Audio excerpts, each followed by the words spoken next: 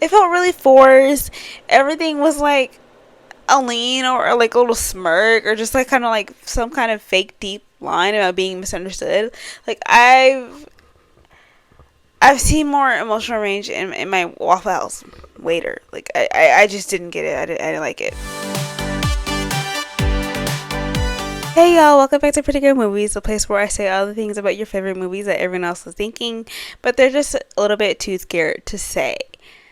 So, I've been putting this off for so long. I can't believe I'm doing this today, but we're talking about Madea's Destination Wedding.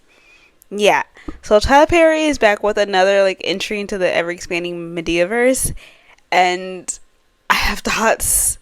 I have questions, maybe a few warnings if you want to take it, and just a lot of deep sighs to go along with this. So, as always, this is not a spoiler-free review, so if you're just sensitive to spoilers or just emotionally attached to like Tyler Perry, I won't be mad if you like click out and you come back later. But for the rest of us that are into this, let's get into it. We have to talk about it. Oh my god, this has been killing me ever since I watched it. So, first up, let me give you the rundown of this whole movie. So Medea's Destination Wedding, follows Tiffany, Brian's daughter Tiffany, who, if you remember, who suddenly decides to marry some random man named Xavier that nobody but her mom knows. And the whole family's kind of just like, huh? But the wedding's already happening, and it's in the Bahamas. So of course, Madea and the crew pack their bags and they roll up to this crazy wedding with like nothing but attitude, conspiracy theories, and just violating. But that's kind of the whole movie. If that sounds like a lot, it's because it is. It is not a lot in a good way. It's pretty bad. So let's start with Madea herself. Look, I'm not gonna lie. The wig was laid. The edges were in fact intact. There's no notes to say there. But this is like the most high definition Madea that I've ever seen, and because of that, I could see Tyler under the wig. Like I could definitely see, oh, this is a man in a wig energy in 4K. It was like less Madea, more like this is Tyler Perry playing dress up right now. Like that's what it gave me. But hey, if the aunties and the grandmas are entertained, who am I to really argue about it? I don't think this movie is targeted for the young people. Now, when it comes to humor, it's the Tyler Perry classic. It's corny, it's chaotic, it's occasionally like laugh out loud funny, especially if you're like watching with your aunties or the church group. That crowd, they will eat this movie up like nothing. Like they will absolutely love this. But the production, oh baby. It just felt like one of his TV shows, and if you know, then you absolutely know. Like the soundstage lighting, like the sitcom like blocking, like the energy that says we filmed this kind of between like reruns. Yeah, it really just gave that to me. And let's talk about the characters as well before I forget about them. So Tiffany is like marrying a dude named Xavier who just kind of disrespects the whole family within like 5 minutes of him showing up in the movie. Like I knew he was gonna be the problem the second he walked in with like the teardrop tattoo under his eye and then the braided wig sewn into his little hat. Like, sorry, be so serious. And he's supposedly an artist, which is Tyler Perry coded for a man with no job, basically. And it's just a million red flags for him. And then Brian, who of course is played by Tyler Perry, we all know, he just looks so tired in this movie. Like his performance felt like half charged. It was like he used all his energy on being Madea and Joe, and then just kind of ran out of steam for Brian. That's really what it felt like, and I can't blame him for that.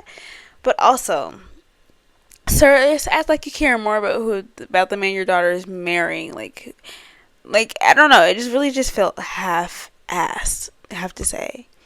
And then there's BJ, Brian's son, is like giving full man-child energy. Like they wrote him like he's a 7-year-old trapped in like a 19-year-old body. It was kind of weird. Like coloring in a children's book on a flight, watching cartoons at the resort. Like I get it. He was sheltered. He's a sheltered child or whatever. But at some point, it stopped being funny, and it just started seeming like he just needs professional help and to get out there in the real world. Like, I don't know, like that. At some point, it just wasn't funny anymore. And let's talk about Deborah. The mom. This woman is in shambles. Okay, she's spending the entire trip trying to prove that like she's richer, she did better than Brian since she's gotten her new man, and blah blah blah. She's so rich now. Meanwhile, he's leaving you, and she's clinging to the wedding because she get because Tiffany will get $1 million if she gets married. So now she's kind of like emotionally manipulating her daughter into like marrying a man that I don't think it needs to be rushed. They could have took the time with that. Like, I don't know, it was kind of stupid. Like, everybody just take 10 seats. And then let's circle back into Xavier for a second. Sorry, because his acting, it was not giving. Okay, it felt like the actor watched like 3 TikToks of what like a bad boy was supposed to be and just kind of ran with it. It felt really forced. Everything was like a lean or like a little smirk or just like kind of like some kind of fake deep line about being misunderstood. Like, I've seen more emotional range in my Waffle House waiter. Like, I just didn't get it. I didn't like it. And then Tiffany, girl, the lines were coming out like someone was like kind of whispering them in your ear. There was like no emotion. There was no expression. It was just like kind of like a dead-eye delivery, like her direct deposit, depending on her getting through the script as fast as she could. Like, it gave nothing at all. Like, give us nothing, queen. And then there was also this weird comedic subplot about Madea needing a passport, which, sure. I mean, Madea probably has like 13 aliases and like 3 active warrants at any point in time. So watching her try to deal with like the B&V was kind of funny. But again, that humor hits harder with a very specific crowd.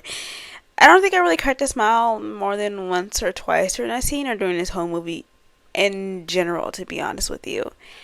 And let's talk about the pacing, because this movie is in like an hour and 40 minutes long, I believe, and nothing happens in the first hour and 10. And I'm so serious when I say that. It's like just joke after joke, and setup after setup, but there's no plot, there's no conflict, no reason for us to care, and then like boom, everything hits the fan in the last 30 minutes, like just kind of all at once. And it gave it no breathing room. You understand what I'm saying? Like, so it turned out like Xavier's mom is a dancer.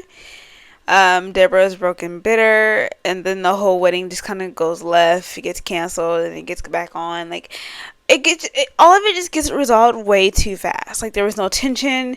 It was just straight whiplash. And then the message they try to sneak in at the end, like, don't judge a book by its cover. Like, sir, I read the book, and it still said, I don't trust it. Like, you understand what I'm saying? I digress. But it was just really giving like a forced redemption arc for a character who did nothing to really earn it, in my opinion. Like, you can't gaslight me into thinking Xavier just needed love and guidance. Like, no. Like, I don't know. They just didn't get it. They just didn't give it enough room for me to feel that way. But look, if you love Tyler Perry and you're right for him no matter what, you'll probably have a good time with this. This is like prime background noise cinema. Like, you can scroll through TikTok, you can fold laundry, and you still know exactly what's happening, because that's just how the movie is going. That's how it is. Is it predictable? Yes. Is it lazy writing? Definitely yes. Is it the worst thing I've ever seen though? No, not yet. It could get there, but no, not yet. But is it something I rewatch with my family? Definitely not. No, absolutely not. I would not. I love my family. And I do want to be clear when I say this. I don't hate Tyler Perry, okay? I respect that, what he's built, and like I respect that he employs black actors, he tells like stories, he's opened doors that weren't even open in the first place for black people before. But that doesn't mean we can't ask for like better stories or just like a better structure, better character development, just better in general. But I don't hate that man. Anyways, that's all I've got for today. I know this one was going to go a little bit shorter, but this movie gave me like exactly like 20 minutes of content and 80 minutes of filter. So here we are with that. So yeah. If you like this video, hit that thumbs up, subscribe to Pretty Girl Movies, and I'll turn on some notifications so you don't miss when I talk my mess about the movies. So yeah, thank you for joining me today. I will see you later. Bye.